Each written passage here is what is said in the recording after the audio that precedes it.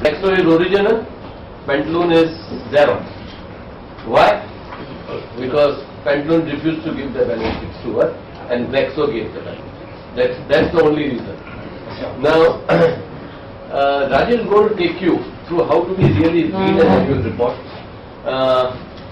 And reading an annual report is all about not only reading the figures, but it is reading between the figures. And when you see certain actions of the management, you can find them on what sort of a management they are from the balance sheets. We have taken two balance sheets because we want to, one, Pantaloon is today the most sought after company because of the FDI and retail opening up and all, and everyone is excited about that. The second company is Glaxo Pharma, which is a boring business. They are just making pharmaceuticals. It's not even the favorite of the stock market. I'm sure this session is going to be interesting. A couple of people phoned me that we are on our way. Come, Malika. Come. You start because people should come on time. Yes.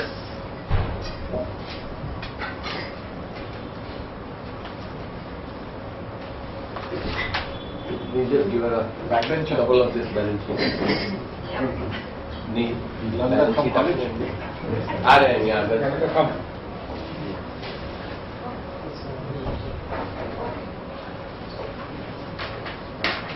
So we are starting. Rajeev, you take.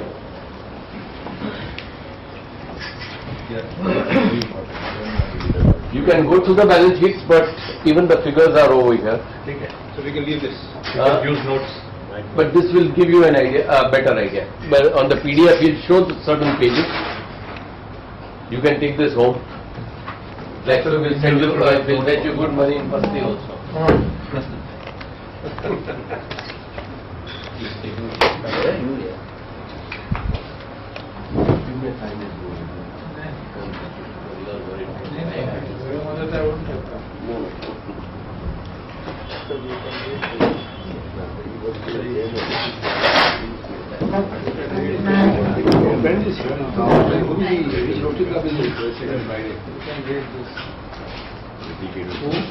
You're good friend here. How come? Vicky नहीं आ रहा है क्या? Vicky आ रहा है. He's on his way. Since his name is here, he is making a fashionably late entry today. You must have feeling shy. You must have told him about this. If you have a lady with you, then the name appears. Otherwise, it does not appear. No, they both have been. Vicky क्या बोलेगा? Otherwise, you should be dedicated to someone. Mahesh missed out because he is not here. Otherwise, Manek and Mahesh's name would have been. Maybe after a scene, like dedicated in the memory. No, Vicky नहीं. Because dedicated Sapna was the one. Normally dedicate Devanand ऐसा करते हैं ना. Well, since we have a birthday boy with us, we'll dedicate it to him also. अरे वाह. Who's the birthday boy, भाई? Tilak Mehta. Very happy returns of the day.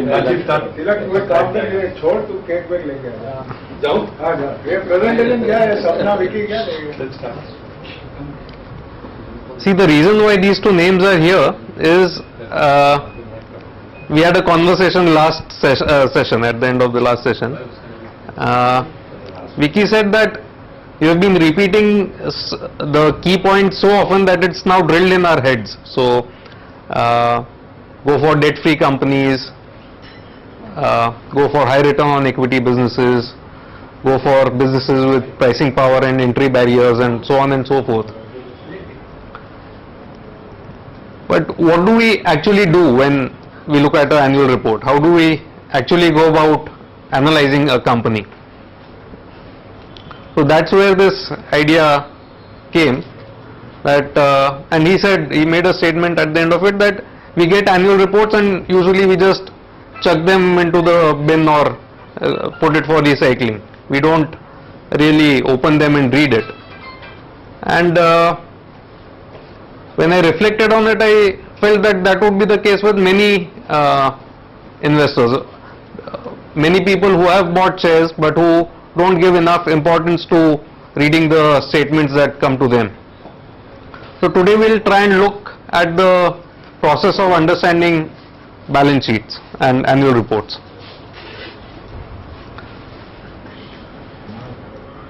The first question which arises post the conversation with Vicky and Sapna is, should a lay person even try to read an annual report?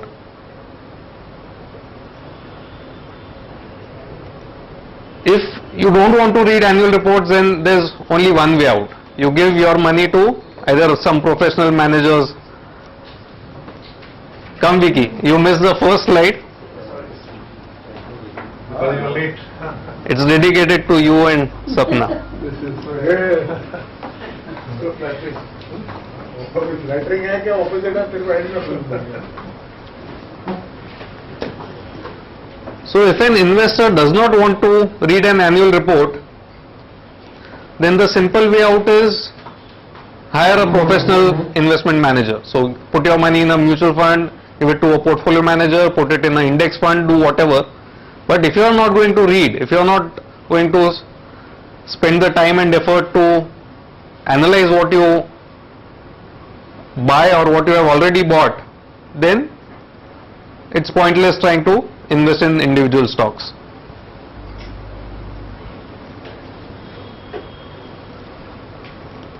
Now then the question comes, which stocks to analyze or which annual reports to read.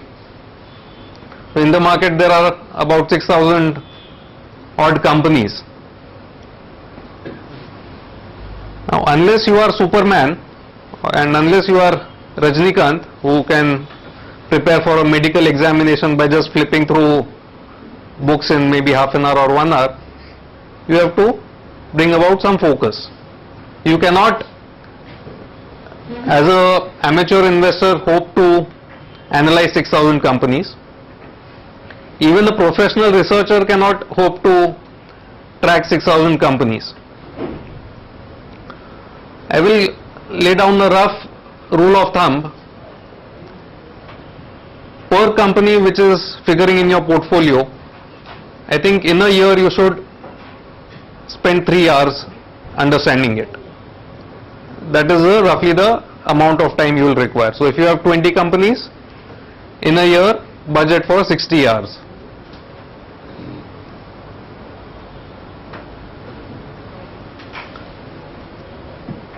You need to get motivated to read these companies, read these annual reports. So today we'll have a thought experiment. We'll say that some lost uncle of yours has given you shares in inheritance. The inheritance is so large that today you own 25% of all the shares of Glaxo and you own 25% of all the shares of Pantaloon. You have not been tracking these companies earlier. So today we'll try and understand these two companies, and at the end of it I am not going to give any recommendation, but you are free to do any of the three things. You can stay put, that is do nothing with your inheritance, keep them as it is. You can sell Glaxo and buy more of Pantaloon. You can sell Pantaloon, you can buy more of Glaxo, or you can sell both of them. So anything you can do. Any four course of action are available to you. Now to analyze investments or to analyze the companies that are in your portfolio, you have these following sources. You can read papers, magazines, news channels, all of these. Now usually most people and even stock analysts are guilty of this. They tend to focus more on the quarterly numbers or the presentations or the conference calls that are put out by the management, and they don't give enough attention to the annual reports that are mailed to shareholders and to analysts. Now there are various reasons for this, some of them valid. One reason is that by the time the annual report is actually prepared and mailed to shareholders, it is often stale news. So after the end of the financial year, an annual report will take maybe 3 months, 4 months, 5 months, 6 months to reach the shareholders, by which time one more quarter would have gone by of the financial year, and those results would have already come out. So then people tend to ignore last year's annual report. That is one. Second is, a lot of analysts are more bothered about the future than the past and the present. So past is the past profit and loss accounts and the present is the balance sheet. They are not worried about that. They will only focus on what is the future, and for that they'll just be listening to the management guidance. They'll not be paying enough attention to what is there in the balance sheets and P&L accounts or auditors reports, etc. I would say that annually the most important document which comes out from the company is the annual report. If you had to choose only one among all of these, you should probably choose annual report, because prospectus does not come out each year. That comes out only at the time of a public issue or a rights issue, but annual report comes out each year.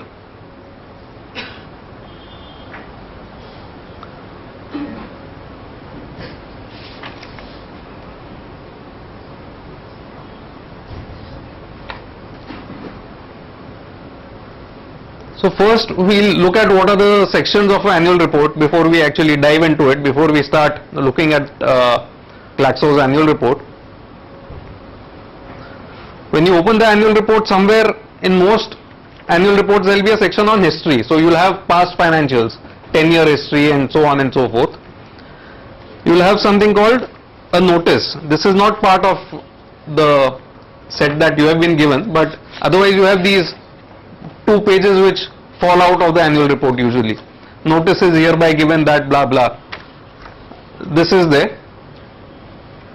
You have a director's report, you have a corporate governance report, management discussion and analysis, auditor's report, balance sheet, P&L, cash flow statement, schedules, notes to accounts, all of these. So we will be looking at broadly these headings today. Let's start with the history. Page 2 of the Glaxo annual report.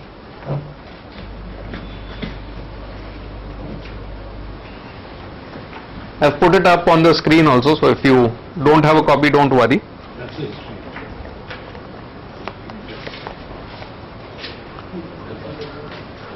When they say dividend 40% of 10 rupees.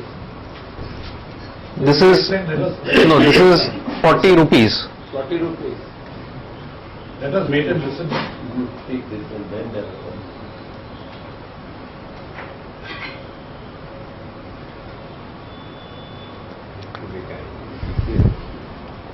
If you look at the very next page in the director's report, number 2, they say recommended dividend of rupees 40 per share. That's 400%. Yes. So that's a good question. Sometimes they express it in terms of percentage of face value.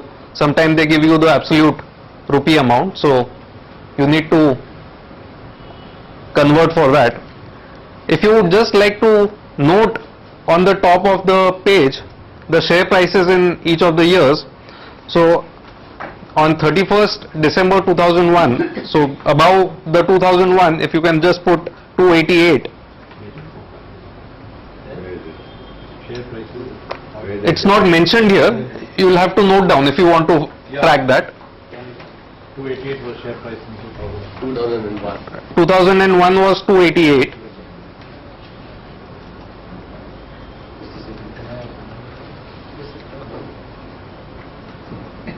If you don't have pen, then just mention 2 numbers. First is 288, just remember that. And share price as on end November was 1924. So just remember these 2 numbers, 288 and 1924. And November means this year. This year, so that is this year. People who want to write above 2001, write 288. Above 2002, there is 306. Above 2003, 575.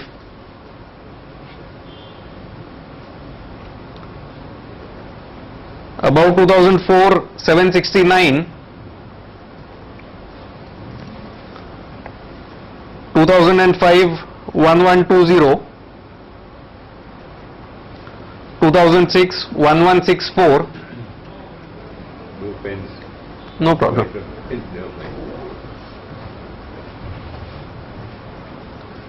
2007 1030, 2008 1147, 2009 1610, 2010 2342 and 1924, which is the current year's price. 2010 was higher than. Yes. Now you are owning 25% of this company. Let's see how the company has done for you over the last 10 years, or done for your uncle rather, because you have just got it in inheritance today. So a share price which was 288 rupees over here has grown to 1924, which is one part. So share prices can go up and down depending on market mood, so that's not the only thing to consider. But look at the dividends. A share which was quoting at 288 was giving you 5.5 rupees per year, hardly anything, less than 2% per annum dividend yield.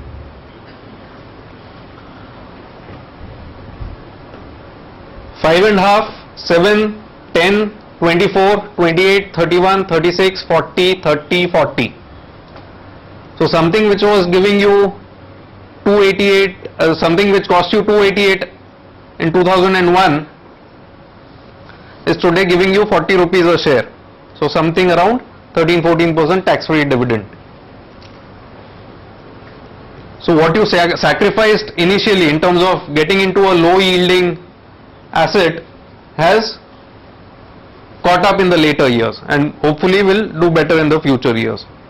So over the past 10 years it has given 251 rupees and 50 paise as dividends, if you add up all these numbers. Look at the sales of this company. 1097, 1148. So 1097 has grown to 2155 over 10 years. It doesn't seem too exciting. So slightly more than double over 10 years. So rate of growth is not very exciting in this company if we look at purely sales. Now let us look at profit after tax.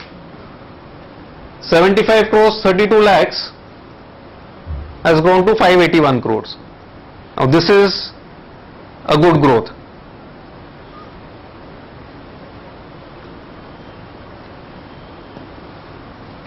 Almost 5 to 6 times growth.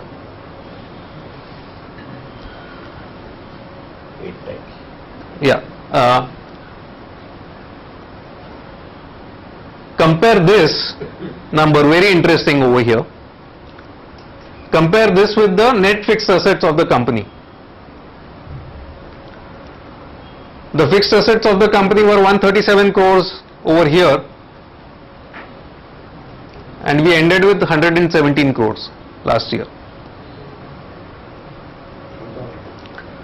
So fixed assets have actually gone down over a 10-year period, and profits have grown around 8 times.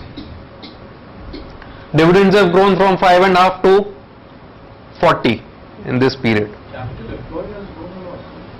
Capital employed has grown a lot. That's primarily because of net current assets. They are holding a lot of cash. Despite throwing out so much money, But borrowing is not there. there is no borrowing. So all of this is cash. With their own money. From 280 crores, net current assets have grown to 1657 crores. And let's look at the 10-year history, not of Glaxo but of India. In the past 10 years, we have had 2 general elections, 2004 and 2009. we've had terrorist attacks, we have had political instability in between in these 10 years, we had the 2008 international financial crisis, and so many things, failed monsoon, good monsoon, all sorts of things have happened. This was a year BJP lost elections, UPA 1 came in. There was a big crash, May 17, 2004, downward circuit, 2 downward circuits in the stock market. Was there any effect on the sales or profitability? Answer was no. 2009, people were expecting a hung parliament. UPA came in with a majority, stock market went up. Effect on sales and profits? Hardly any.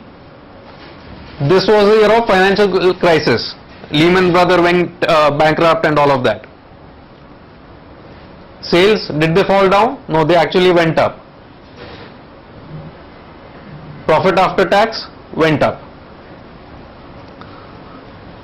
So what you can see from this 10-year table is that stock prices are far more volatile when we compare them to the underlying business. Underlying business does not go up and down, especially in such kind of companies. So market volatility or big crashes and big booms are actually things which give you opportunities to capitalize on rather than be afraid of. And the reason why I am highlighting dividends and the share price movement is that even if market were to go down dramatically tomorrow, if you have bought this company at 288 in 2001, you are sitting pretty today. Let the share price go back again to 288, but it will still pay you 40 rupees a share in tax-free dividend each year.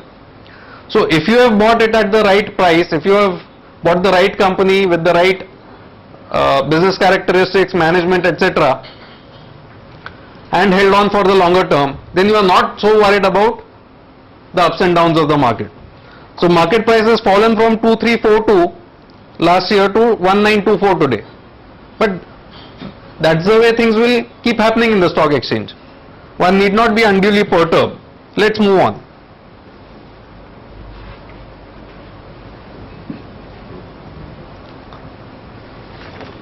After history, we'll come to the notice. Notice usually you can just glance through it, no need of going into each and every item. What you should focus on is, sometimes they talk about special business. So for that, just look at the explanatory statements. Sometimes they may be going in for a merger, acquisition, spin-off, or some significant event in their corporate affairs. So just look at that if there is anything significant over there. Appointment of directors, auditors, all that is usual business. One need not focus too much on it. Finally, if you are owning 25% of the company, then you should look at all the directors and all the employees of the company as your employees. So you need to find out what they are doing with your company. Even if you can't fire them, you can at least sell your shares if you are not happy with the way they are running your company. So let's look at what the company has been doing.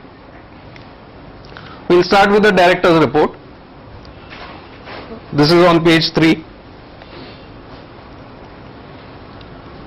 So here first they have given the sales comparison and the profits, etc.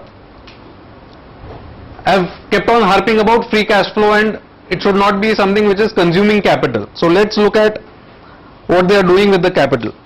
This year they earned a net profit of 563 crores, out of which 338 crores they are paying as dividend, and 53 crores they are paying as dividend distribution tax. So that means the company has a lot of free cash flow. They are able to give payouts to the shareholders. It's not that they need to keep everything within the company. Either way, it is not bad. There are some companies which retain a lot of earnings. If they retain a lot of earnings and they are able to plow it back productively, then it's a good sign. But if they are just keeping back the earnings and not able to grow productively, then it's a worrying sign. We look at the contrast when we look at the other company. So right now, just look at this in isolation. Out of 563 crores, they have paid out around 390 crores if you add the dividend and the tax on that. You have management discussion and analysis. I won't go through each and every line, but broadly they talk about how their business is doing.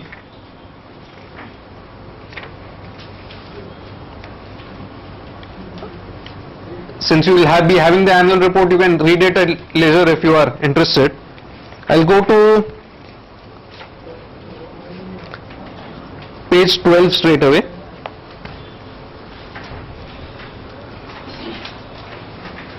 Page 12 shows a report on corporate governance. Now it is here that you will be able to make out how the company is being run or some of the parameters.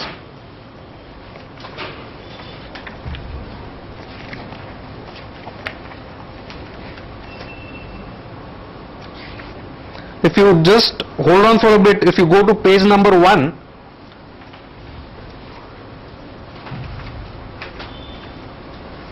on page 1 you will be able to see who are the people who are actually running the company on your behalf.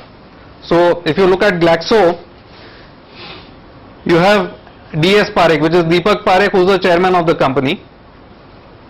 You have V. Tyagarajan, who is the vice chairman.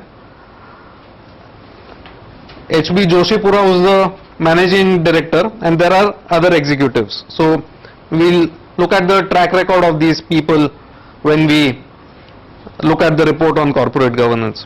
So Deepak Parekh, he is a well-known person. He's been the chairman of HDFC Limited and is well known in the financial sector. If you look at the description on page 12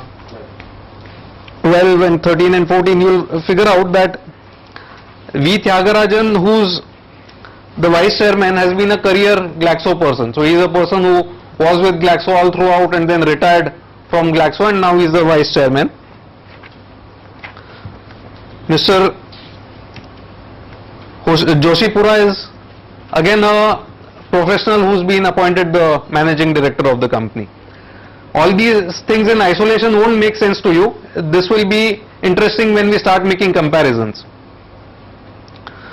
On page 15, Mr. D. Sundaram is one of the directors. He is a person from Hindustan Unilever. So broadly, you have a reputed board in this company. People who, even the independent directors are people who are well known in the industry. Let's come to page 17. Let's try and figure out how much are we paying our employees in this company. So Mr. Joshipura, who is the managing director, has got a total compensation in the year of 2.55 crores. Mr. M.B. Kapadia has been paid 1.54 crores. Just keep this in mind. There is no number which is high and low in absolute. Just keep this in mind. We will be using these things later. So you paid Mr. Joshipura a salary of 2.5 crores and Mr. Kapadia 1.54 crores. If you just flip the page,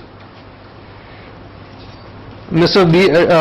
Deepak Parekh, who is the non-executive director, he was paid around 11.5 lakhs for attending 6 meetings, I think, in a year. So that makes me envy him.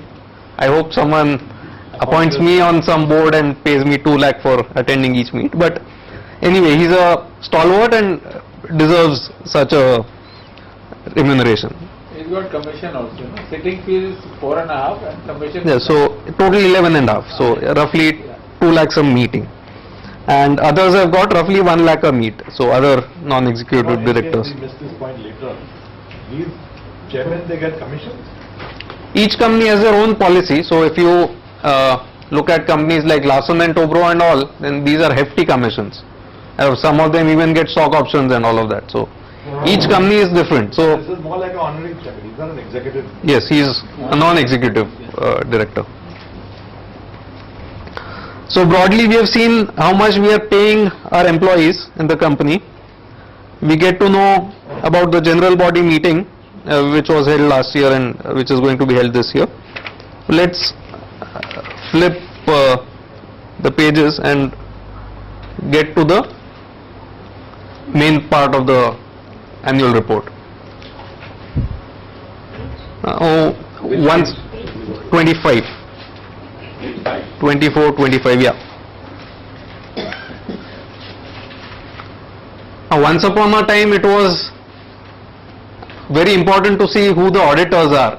So that time we would, as analysts, place a lot of weightage on names like Ernst & Young and KPMG and Deloitte and all of that. That was before Satyam. So Pricewaterhouse were the auditors there, and they are the auditors here also. So not to say anything, but usually in the past we used to prefer the big four or the top auditors. Nowadays it seems everyone is equally good or equally bad.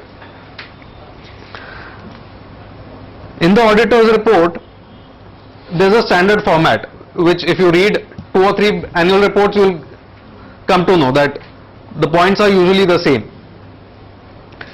If the auditor has any serious objections in relation to the accounts, they will be highlighting it in this report. So this is very important to read to see if there are any adverse remarks. These adverse remarks are called qualifications in technical terms. So in this particular case, there are no serious remarks that are there in this company. Can you give an example of a qualification? So if you go through the reports of, let's say, Kingfisher or Jet Airways last year or whatever, before all these things started getting highlighted in the press, they will say that management has assumed a going concern, and if that is not the case, then the financials do not reflect the true state of affairs, etc. So they actually say what are the objectionable clauses, and then they highlight it in the notes to account. So in the case of Kingfisher, for example, I think somewhere I remember reading they have said that the repairs have been capitalized. So repairs are something which should be expensed each year. Instead of that, they have taken it to the balance sheet. They have not said that it is an expense. So you will get to see such kind of things when you read some auditors' reports. These are worrying signs. If you come across any audit report with adverse remarks, then probably it's time to sell the company.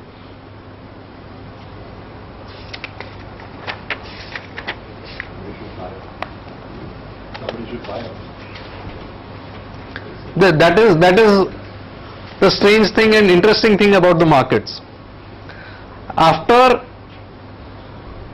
it was announced that Global Trust Bank is bankrupt and shareholders are going to get nothing, the shares traded for almost 1 month or whatever, and there were people who were actually buying the share. So for the worst company, you will get a buyer. Satyam also same thing.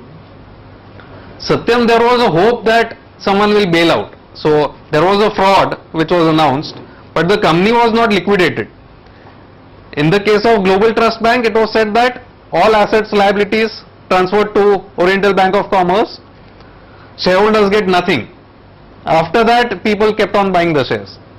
So you have such kind of things happening. So even today, say let's say there are some troubled airlines or there are some troubled companies, you get a quote in the market for them. In fact, if you sell them, you can, and if it's a short-term loss, you can set it off against some short-term gains on which you would have to otherwise pay some taxes.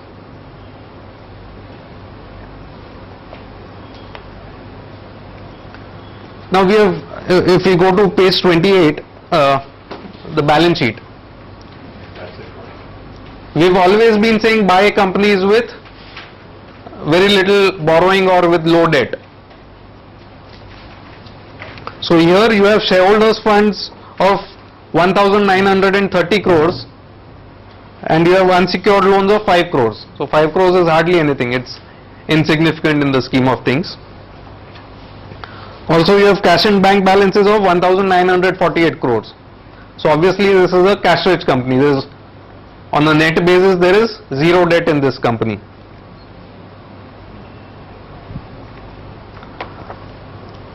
On shareholders funds of 1980 crores, 930 crores that this company has, they have earned a net profit of 563 crores. So this is how you calculate return on net worth. So what was the net worth, and actually it should be the starting net worth or the average net worth. So the company has helpfully calculated this ratio for us on page 2. Page 2. Yeah, on page 2 in the charts.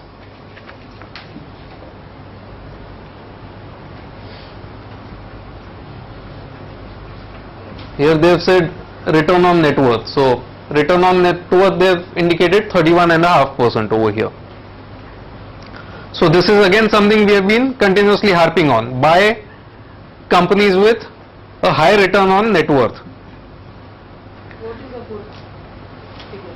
What is a good figure? The higher the better. So No, like about 25%. see, if it is in single digits, the company would be better off liquidating itself and putting money in a bank fixed deposit. I think bare minimum should be around 15 or 20 in the Indian context.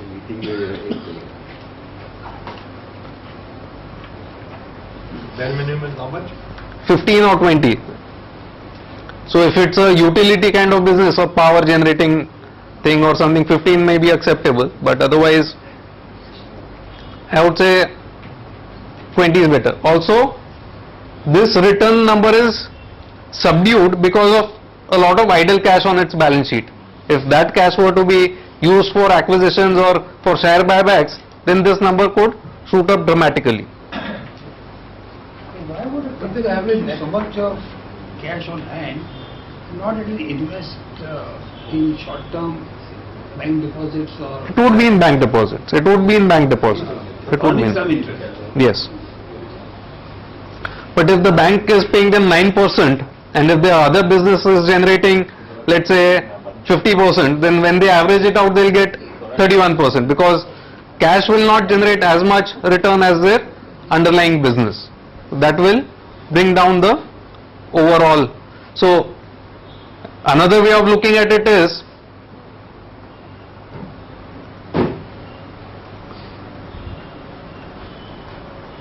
the net fixed assets are only 117 crores. Take out some working capital from here, let's say another 80 crores or so.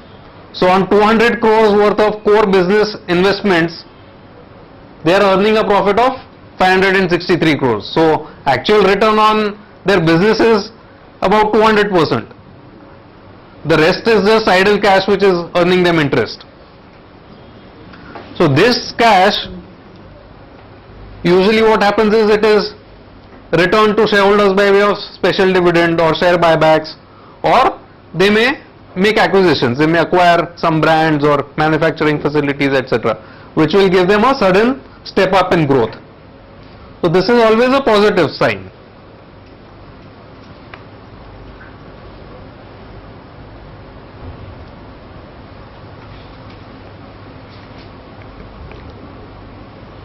Again, if we look at page 29, which is the profit and loss account, on a sale of 2,111 crores, they've made net profit of 581 crores, which is quite a healthy profit margin.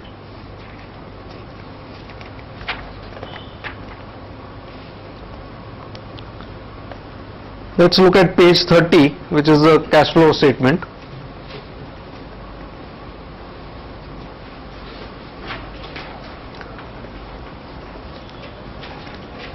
Somewhere towards the middle of the page, there is a written in the next to the column. Net cash from operating activities, 467 crores. That is the money that the company received from running its business.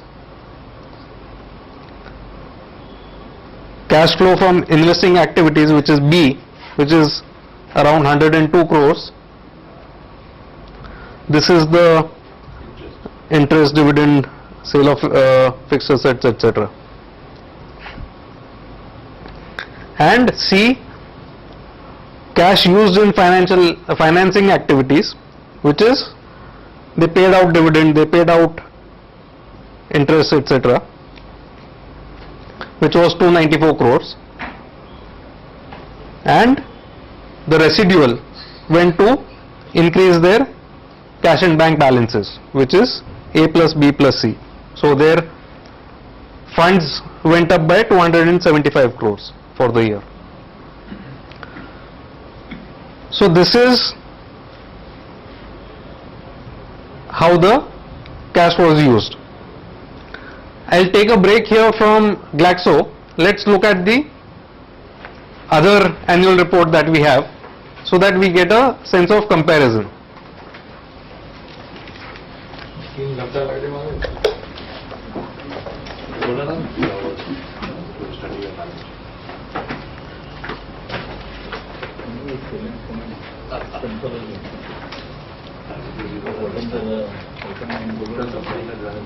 Mohan, you'll like this better. You'll like this better. It's not in color, unfortunately, at least the printout. Here it is. This is the dirty picture. See. Or that's where it ends. So there are a lot of pages which really are extra to the underlying thing. So usually I don't like balance sheets with too many pictures in them. This one unfortunately has a lot of them. Pictures of figures also. This is Mr. Kishore Biani giving a broad smile. Sounds like pants.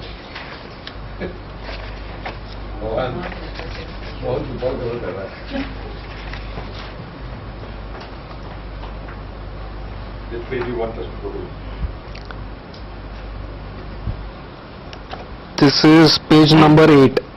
8. Yes.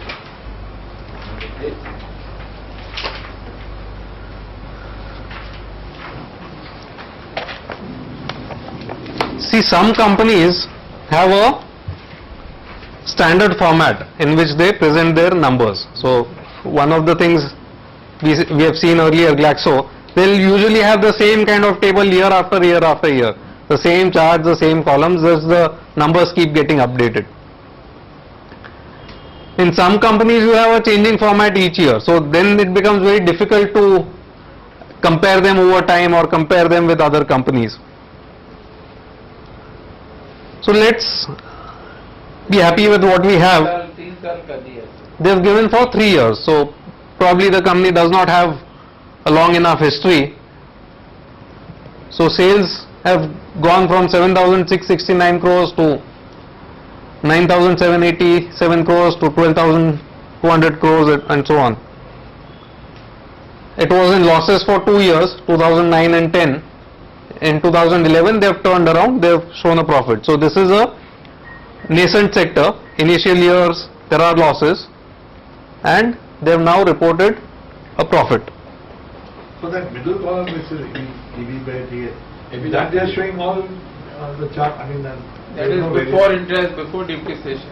EBITDA stands for earnings before interest, depreciation, tax and amortization.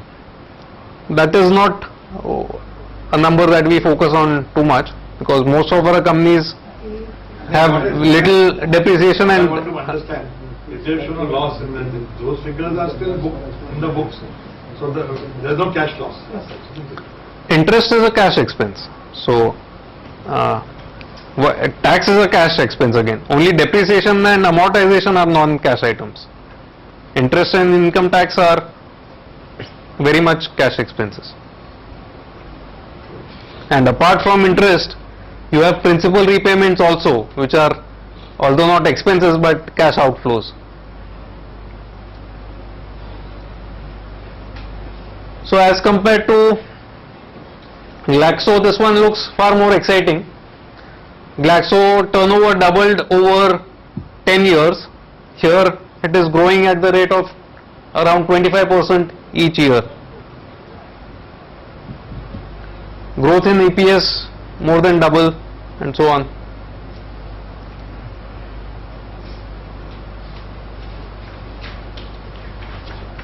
There are too many pages here, so we'll skip a lot of them.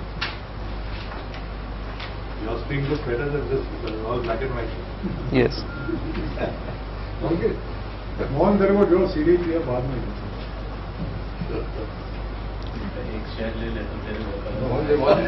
They want you to concentrate.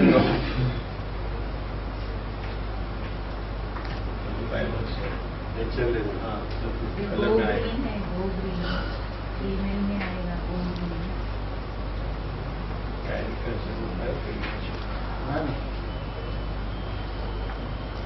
So this company, earlier I think we saw EPS growth doubling. Here, We are seeing some 12,000 crores, it's only 5,000. yeah, here it is only 5,000 and 3,000 crores. So that is because of something called standalone numbers and consolidated numbers. We'll come to that later on. What page are you? Page number?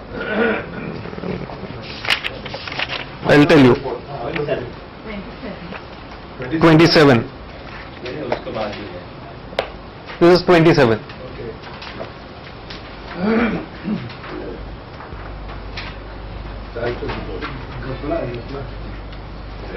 So now here we are seeing profit has actually dipped, 179 crores versus 76 crores. So how has EPS doubled? We'll see that in the consolidated account. So don't fixate too much on the actual numbers, but profit numbers don't seem too high. We'll look at, so obviously there seems to be some mismatch. There's no 12,000 crores here, there's no profit after tax. So here what has happened is one company is at the top, it in turn owns a lot of subsidiary companies. So you have to look at all of those companies together. You have to group them and look at the consolidated picture. So, but why is that not reflecting here in the director's report? I would have preferred if the director spoke about consolidated numbers rather than talking about standalone numbers. So then we'll have to skip this section. This won't really be helpful to us. Scheme of arrangement, broadly this balance sheet looks far more complicated to me as compared to Glaxo. Glaxo was somewhat simpler to understand. We'll see, we'll delve into this. Okay, now they are talking about a lot of their companies. So subsidiary companies, joint venture companies. So they have Future Value Retail, Future Capital Holdings, Home Solution Retail, Future Supply Chain, Agrovet, Media, E-commerce, Future Bazaar, Axiom, Generali, Footwear, Telecom. so many businesses they have. So earlier when I got the shares in inheritance, I thought I had got inheritance of a retailing company, but now it turns out that there are many more businesses and it's far more interesting than what it seemed earlier. Okay, so let's skip all this. Corporate governance report. We saw this in Glaxo. Let's compare that with this. Anyone remember how much we paid Mr. Joshipura? 2.55 crores, correct? What page? For a What page? Corporate governance. corporate governance is page number Easier to read on the 34. 34. Okay. 34. Okay. Glaxo had a profit of how much? Glaxo had a profit of 560 crores, correct? And we paid the MD 2.55 crores. Here let's see. Okay, who are the directors? We saw Deepak Parekh, we saw Sundaram, Tyagarajan, Joshipur, all of that. Here we have Mr. Biani, Mr. Biani, Mr. Biani, Mr. Haribhakti, and so on and so forth. Okay. Remuneration. How much are we paying our employees? We are paying Mr. Kishore Biani 3.82 crores. We are paying Mr. Rakesh Biani 3.47 crores. We are paying Mr. Vijay Biani 2.09 crores. Kailash Bhatia 3.03 crores. 12 lakhs to Mr. Haribhakti and so on. Okay, so that is an item of comparison between the two companies. It should be Glaxo and join this company. It should be Glaxo and join this company. No, but independent directors don't have anything here. Independent directors will come here.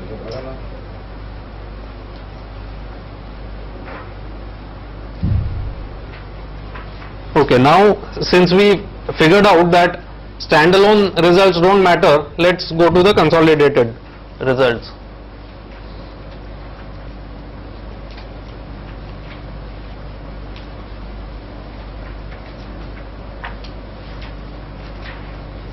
These people don't have a 10-year table like there was for Glaxo. So what we'll have to do is we'll have to make, okay, before we go there, they are talking about their subsidiary companies. 1, 2, 3, 4, 5, 6, 7, 21, 25, 27. They have 27 subsidiaries in all, this company. On page what? Just scroll. Page 81. 81.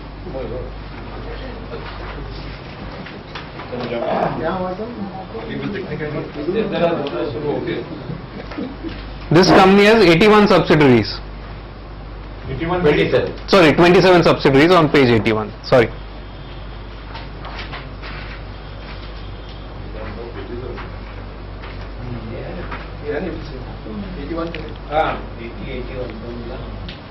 Now, let us look at the balance sheet.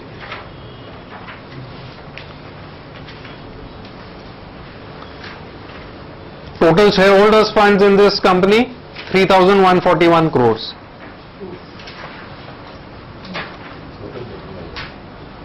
Total loans 7,846 crores.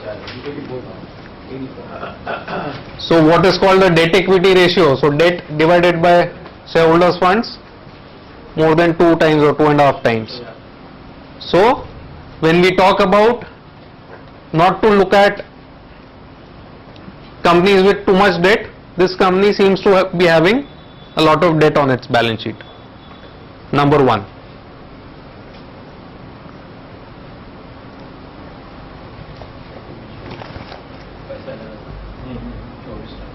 Number 2, on a net worth of 3,141 crores, how much did this company earn?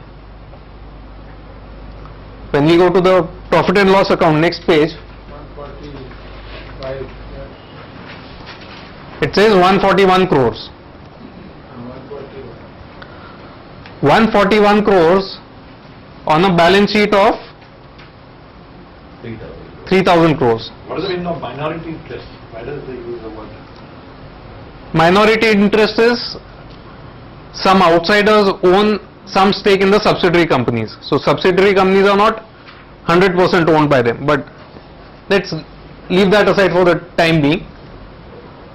141 crores is what they earned for you after deploying your funds of more than 3,000 crores. And borrowing 8,000 crores. Yes. So borrowing 8,000 crores, they paid interest on that. So But interest कितना है वो तो हमारा profit से जाता है ना interest. correct, Profit is not, interest is not free. correct. Finance charges. So they paid 614 crores interest first. After that, they Also because of their assets, the depreciation is also high, 307 crores. yes. So their depreciation is higher than the fixed asset base of Glaxo.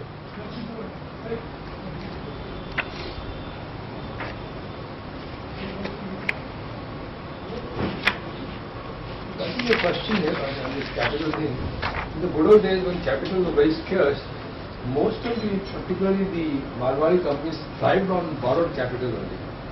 Huge amount of borrowing if you see the companies. They did very well over a period of time. Which company are you talking about?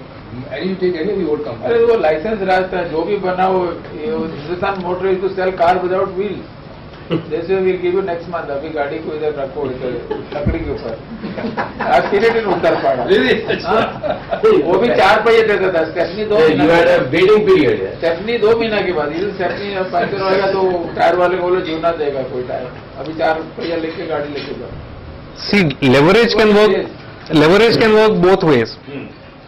If you are borrowing money and at 10%, let's say, and if you are generating 20%, then the remaining 10%, extra 10% that you make on borrowed funds, that is a big advantage for shareholders. But if you are borrowing money at 10% and if you are generating 8%, then that 2% extra which you have to pay your lender has to come from shareholders. Now how do you figure out how much is the profit on the borrowed money or just proportionate? Because the incremental money may be different. A good question, very good question. Profit before taxation is 281 crores, correct? You add interest cost to that. So it's a good thing I've got a calculator today. I anticipated this. So 614.64 plus 281.63 is 896 crores. So total profit plus the interest paid out is 896 crores and total funds that they have deployed are this plus this, so 10,000 and roughly 11,000 crores. So 896 crores they have earned by deploying 11,000 crores. So they have generated about 8% on the total funds they have deployed. So this is what is referred to as return on capital employed. So now if this company is earning 8% on total funds and paying banks interest rate which is surely more than 8% because calculate also interest कितना दिया that may be that may not be completely reflective. Part of the year, ये वो. Reason being there are many things which go in FCCBs, ECBs, Yeah. interest may not be accounted for and so on and so forth. We can get a general average figure. Company is running a balance sheet of 11,000 crores and generating just 8% on it, it's not a very profitable thing to do for shareholders. So your point that if you can borrow funds where capital is scarce and if you can generate good profits, why not? But here they are not able to generate those kind of returns. I So- think at one time the philosophy of average businessman or the smaller businessman was never to use your own money and borrow from the bank. And in some companies which are like almost family owned, you see they're taking away salaries and interest on their own money. And they don't, like you said, they take it from the shareholders. Because the done thing is पहले अपना capital निकालो फिर आगे बढ़ो. नहीं, the other way around. So now look at तेरे को point देखने का है कि again you want to say this. See the point what he's trying to make. So now look at the profit after tax and after minority interest. 141 crores on a shareholders funds of 3141 crores. 141 divided by 3141. So this is 4.5% return on net worth. So on the shareholders funds which are deployed, the company is making a profit of 4.5%.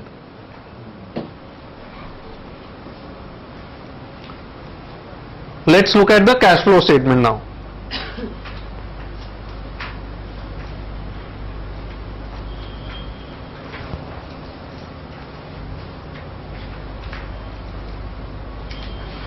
Okay, cash flow statement they are not given here, it's right at the end.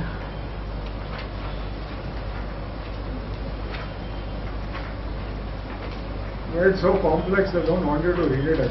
Just get fed up with it. Masti wala ka, ये लो, हाँ. Cash generated from operations. Page 102. Page is 102, yes. Yeah, 102.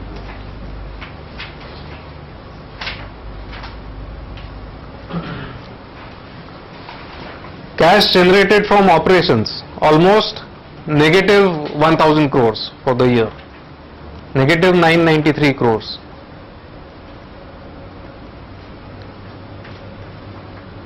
So cash flow before extraordinary items 1087 crores negative. Net cash from operating expenses negative 1087 crores. Cash flow from investing activities negative 1668 crores. So they have purchased fixed assets, they have purchased investments. Compare this with Glaxo. Glaxo had cash flow from operating activities, they had positive, they had cash flow from investing activities.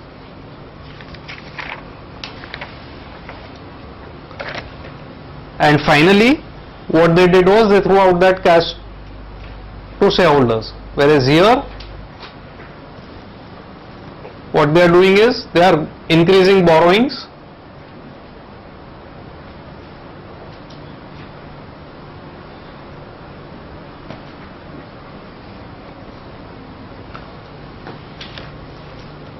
So now, obviously when you look at an annual report like this, you can make out as to which company is meeting the requirements that we have laid down and which company is not meeting the requirements.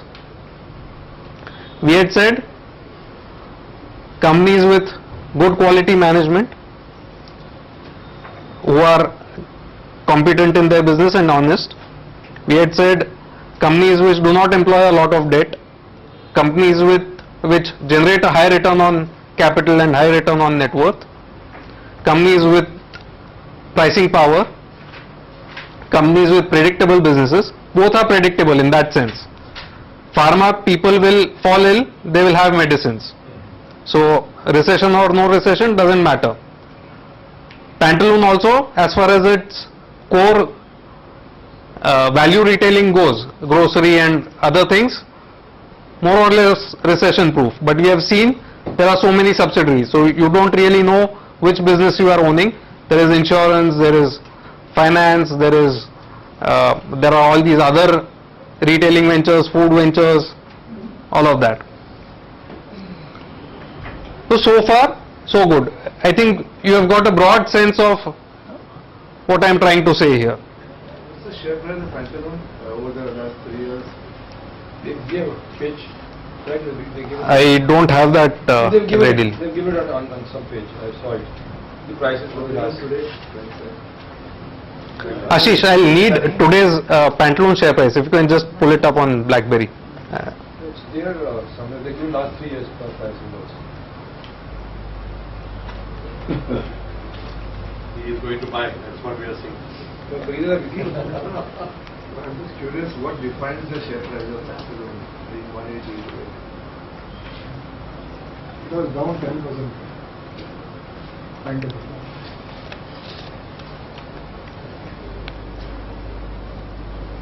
$156, 156. roughly. Okay, 156. Very, very. What is a 10 rupee share?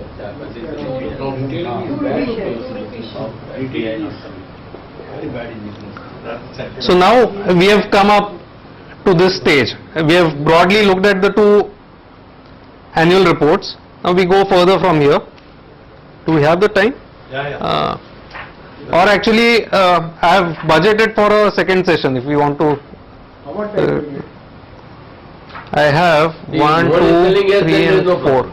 I have 4 more slides. So, खत्म करो ना. खत्म करो यार. हाँ थोड़ा red level कम पिएगा नहीं नहीं टाइम तो है ना, वी हैव गॉट टिल 11 बच जाएगा. Okay. Bonus game for that. Finally, it is said that the devil is in the details of anything. So, if you just come to page 40 of Glaxo, 40 and 41.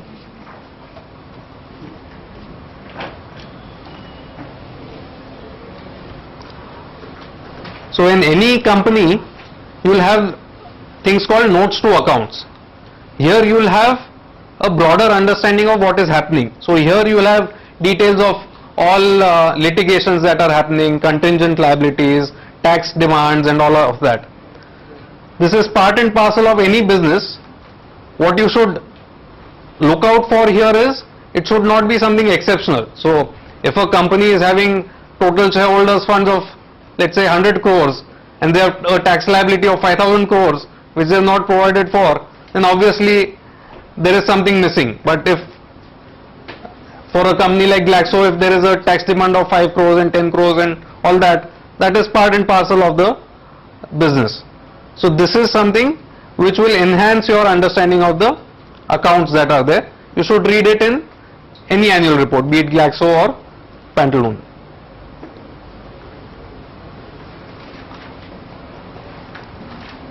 Finally, we will come to these two things. These are very important in terms of understanding investing and understanding the stock markets.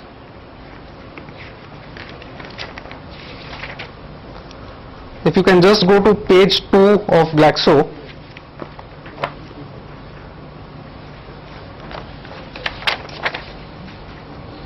And page 84 of Pantaloon, both of those companies.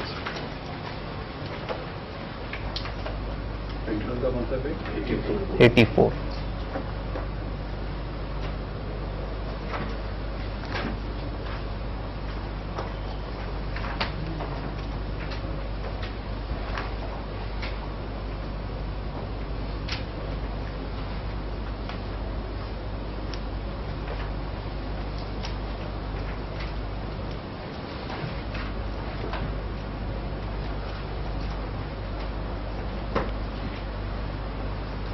Glaxo का भी देख लेगा साथ.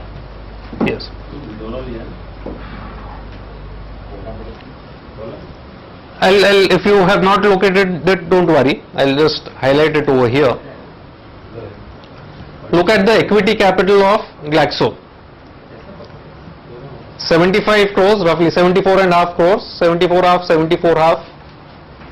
This went to 87.32.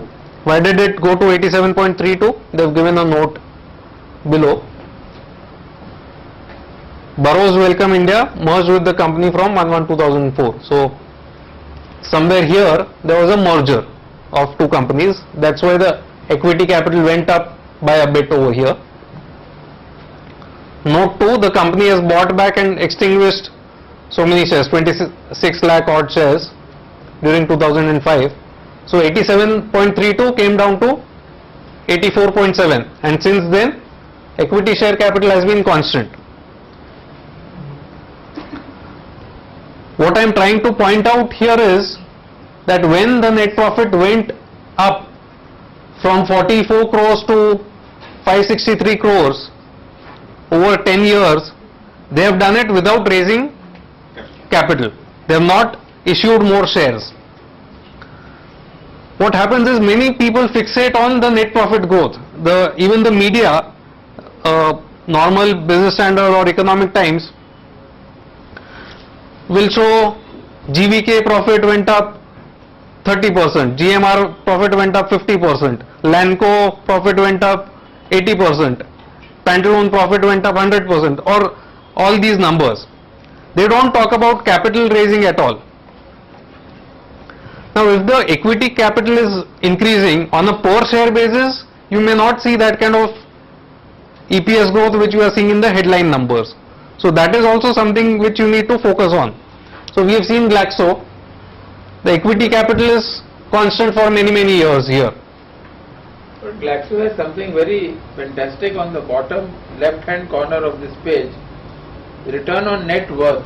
Yes, That is return on reserves plus equity. plus equity. So that's very high, 31%. That's what I said. It's 31%, but if you exclude the cash balances, it's more than 200%.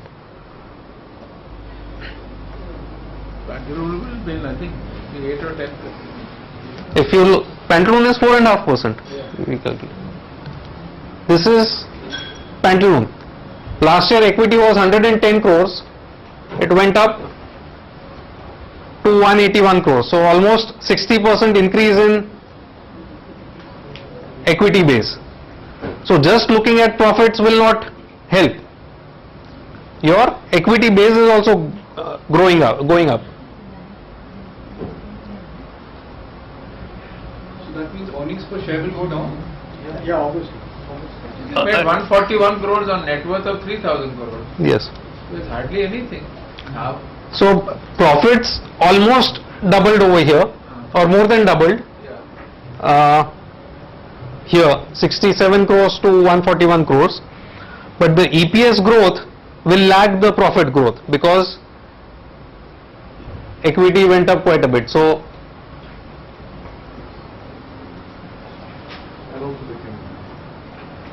your EPS is 6.5 over there. So that will, again here what they would have done is they would have not accounted for the dilution effect for the full year. They would have taken it pro rata, but that full impact will hit you in the current year, in the year 2011 and 12. shareholders are only getting 4.5% Yes. profit on net worth. Yeah, so from an economic logic, if those 3,000 crores were to be deployed in State Bank FD, you would at least get 300 crores versus 141 crores. So in this company, all the shareholders today are betting on future growth or rosy future forecasts. They are not buying the share for what it is today.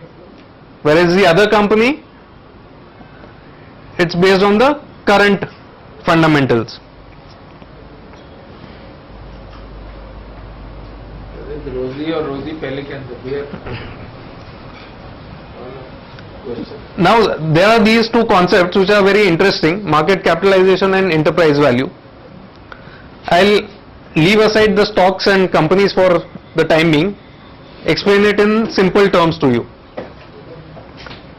Let us say there is a flat costing 10 crores. Let's call that enterprise value.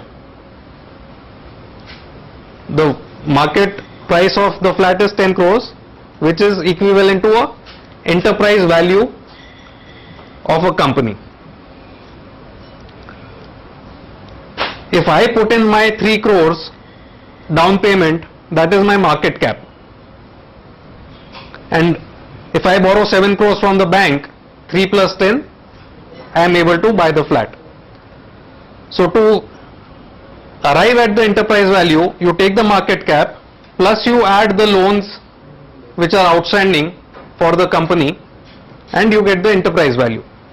Now for the same enterprise value, someone else may fund it completely out of equity. So if Parag Bhai has bought the flat from his own money, if he has put in 10 crores upfront and the value of the flat is 10 crores, it will be market cap 10 crores, enterprise value 10 crores. If I have borrowed 7 crores and I have only put 3 crores, market cap will be 3 crores. So enterprise value does not change depending on your funding pattern. So when we are comparing companies, we need to look at the market cap as well as the enterprise value. Market cap is what it would cost if you bought all the shares at the prevailing market price. So let us make this calculation. If we were to buy all the shares which are outstanding of Glaxo, how much would we have to pay today? It's about 2,000 rupees a share into number of shares.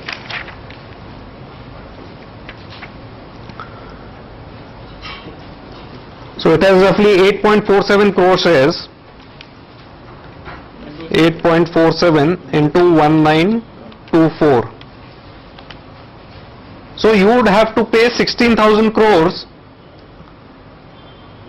16,300 crores roughly, to buy all the shares of Glaxo today. This is the market cap. Now in market cap, if you have excess cash on the balance sheet, you have to reduce it. Just like you add the debt value to get the enterprise value, if there is cash, it is negative debt, so you reduce it. So in the case of Glaxo, we saw they have net current assets of roughly 1600 crores. Let's reduce roughly 1300 crores. So enterprise value of Glaxo is about 15,000 crores, very broadly. Now let us look at the enterprise value of Pantaloon.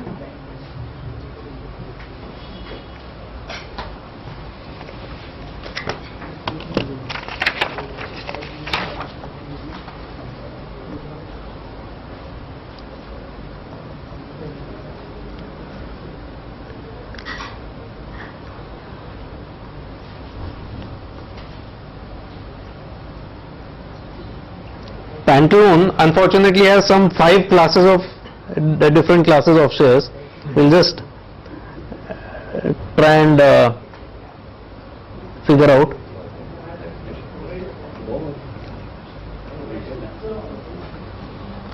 $181.75 divided by 2. Roughly, I think it would be 91 crore shares. 91 crore shares multiplied by 156 is the share price, you said, right? Around 14,000 crores. So around 14,000 crores is market capitalization. Plus you add the debt which is there of 7,800 crores. 7,800 crores. So roughly 22,000 crores is the enterprise value. So today you have a choice. You are owning 25% of Glaxo and you are owning 25% of Pantaloon. You can choose to keep both, you can choose to sell one, buy the other, or you can sell both. This is the way we tend to look at different companies when we analyze. Can you explain the enterprise value a bit further as an investment cost?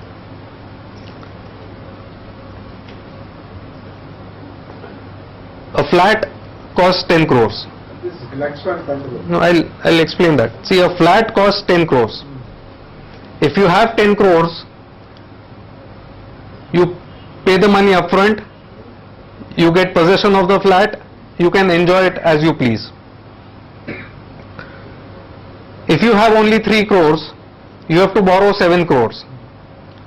If you borrow 7 crores, you have to pay EMI on that 7 crores. You have to pay interest and you have to pay principal, and only then you can enjoy your salary. Same way, in a company, if the entire company is funded out of shareholders' funds, all profits are free to be distributed to shareholders. You don't have to wait for bank's permission. If you have borrowed a lot of money from banks or lenders, first you have to repay interest, you have to repay principal, and only then you can reward your shareholders. So what matters is enterprise value. While comparing different businesses, what is the enterprise value? You can gain complete control of a company by paying the market cap. So in one case you pay 10 crores to get possession of the flat. In other case also you can pay 3 crores and you can get full rights to the premises. Same way, if you buy all the shares of a leveraged company, you can get into the director's seat, you can get into the board of the company. But still that debt overhang will be there on your head. So that's the way of looking at market cap versus enterprise value. So now just tell us the figures to understand what was Glaxo and... Glaxo, 15,000 crores enterprise value. Pantaloon, 22,000 crores. absolute owner. 15,000 you become absolute owner. No and no debt. and no debt. Other one, You pay 14,000 crores to buy all the shares, 8,000 का and you have 7,800 crores of loan. liability. You have to pay. The income, profit is very limited. They make you pledge your shares Mental loan. in Pantaloon. See, I am not saying right or wrong over here. Incidentally, after all this, you may be surprised to know, one of the early investors was Rakesh Jhunjhunwala. Now you will see, oh, this is a sexy company. It's Was means he's got out. He's got out. So he was an investor. He held a few percentage of the outstanding shares of the company. Yeah. So in some businesses, it may work out. If the future growth is good, if they are able to bring in cost efficiencies and so on and so forth, maybe they will be able to run a good business. Again, I am not passing a value judgment, professional management versus family management. Glaxo, all professionals. Pantaloon, you have 3 brothers who are directors paying themselves in excess of 3 crores each. But this is just for comparison. I mean, I may prefer one kind of company, someone else may prefer another kind of company. The reason why our company prefers companies like Glaxo is free cash flow. If we have bought the share at 288 in 2001, we don't care where the share price is going. As long as the business is doing well, it's throwing out cash, the profits grow each year, that is fine with us. We would prefer current profits rather than only rosy prospects in the future. That is our personal preference. One should compare apple with apples. This is different. This is totally different. No, but you have money to invest. You have choice. So he's Money is saying, different. Money is fungible. it's apple only. Yeah, Or so- banana, whatever you want to call it. So that's what I'm saying. Actually, comparisons,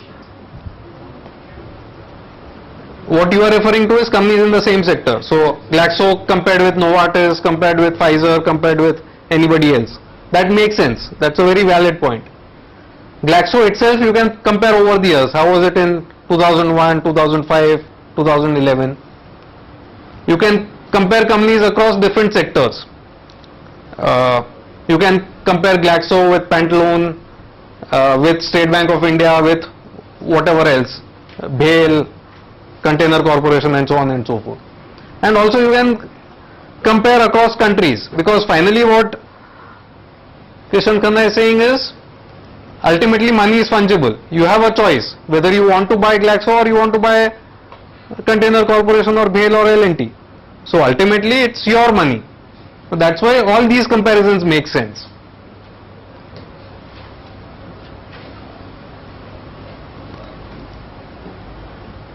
but like we asked, if I were to buy today, would you recommend Pantaloon? Let's say, I don't know.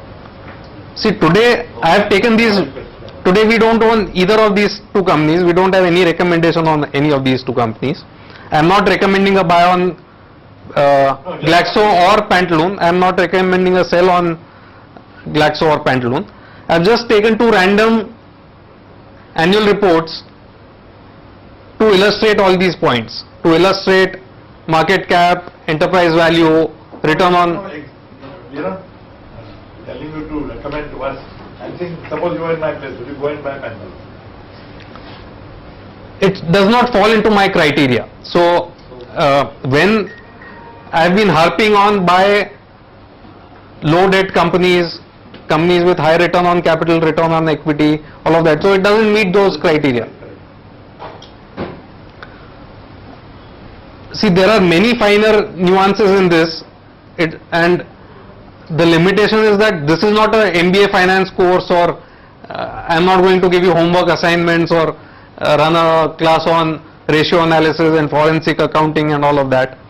But broadly, if you have 3 hours in a year per company which is there in your portfolio, at least look at these parameters.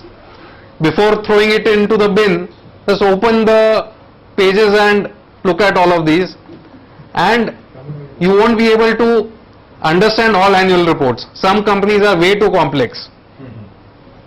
And even Pantaloon is somewhat complex. With 27 subsidiaries, it becomes complicated.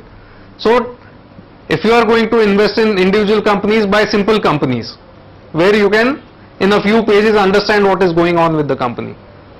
If you want to buy a script, say like you want to buy Glaxo, and it is priced at 2,000, and it fluctuates, the market comes down, market goes up, it comes down to 1,500. So how do we know if 1,500 is cheap or expensive? It's cheap. No, how do we know the price, entry price is cheap or expensive, or is 2,000 was maybe already cheap? Yes, yes. See, the final answer is Did he not properly? it takes a lot of judgment, honestly. Sometimes you will be very sure of yourself. If the company is paying you 40 rupees a share dividend, will you buy this stock at 300 rupees? Yes. Yes. Hopefully you should answer yes, without thinking too much. Correct, yeah. Will you buy it at 800 rupees?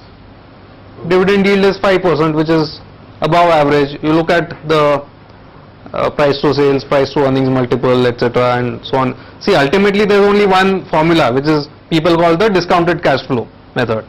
How much is it going to pay this year, next year, the year after that, to eternity? Discount all of that to the present value and come at a... Appreciation also, not only the dividend. If you look at dividends from now to eternity, you don't have to look at capital value. So that is one dividend discount model, or there are these models. But effectively look at it like a businessman. Look at it this way. I am having to pay 15,000 crores to buy this company. I will get out of this maybe 500 crores as profit, so 600, whatever the profit is. How do I see the prospects going forward? That will be there in the management discussion and analysis.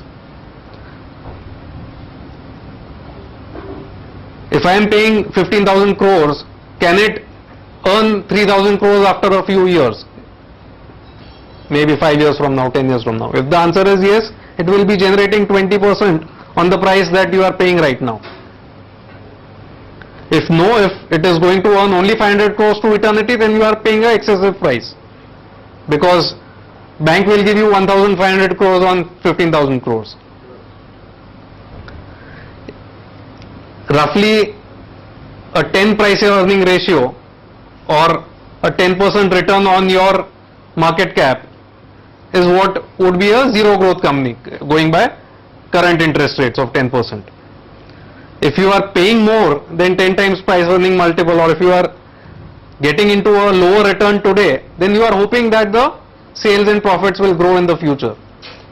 So how much are you willing to bet on that? That answer will vary for each business. Now in this context, if I were to give you another balance sheet, let's say we have discussed the stock earlier, I would give you the balance sheet of Noida Toll Bridge. What is the market cap today? What is the debt that is outstanding on the balance sheet? How much is it earning today? What are its prospects going forward? Going forward, it will increase toll rates. It will not decrease toll rates, because that's the way the business runs. 1. 2. Traffic will only increase. It usually does not decrease. Sometimes it does. When the metro rail started, there was a flattening of traffic, but otherwise usually it increases. And bank loans will get repaid, so interest costs will come down, and so on and so forth. So if the share price is around 21, 22 today, if it's earning about 1.9 or 2 rupees or whatever it's earning today, and paying 50 paise dividend per year right now, so 50 paise is not why you are buying. If on 22 rupees you will only get 50 paise till eternity, then you will lose out. But going forward, 3 years from now, 5 years from now, they will have repaid all their lenders. That entire 2 rupees will be there for shareholders. Plus, by that time, traffic would have grown, toll charges would have grown. Can this stock pay you 3 rupees dividend 5 years from now? Possibly. Can this stock pay 4 rupees, 5 rupees dividend 10 years, 15 years from now? Possibly. So, that's the way you look at businesses. How will the cash flow progress from here? What will happen to the underlying business? When you look at the annual report, when you look at a 10-year data like you saw for Glaxo, you can tune out the market fluctuation. How does it matter what will happen to Greece? How does it matter whether the US will pass a deficit reduction plan or not? How does it matter whether Jan Lokpal bill will pass or not pass, or Anna Hazare will go on fast or not fast? In the longer run, it doesn't matter. What matters is the underlying business and the cash flow.